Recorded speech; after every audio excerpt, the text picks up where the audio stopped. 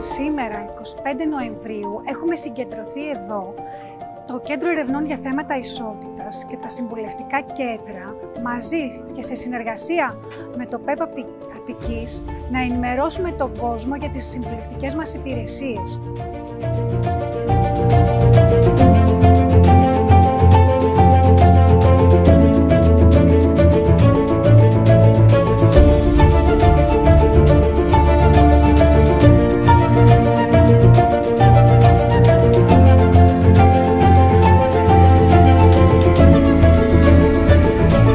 Θα συνεχίσουμε τέτοιες δράσεις.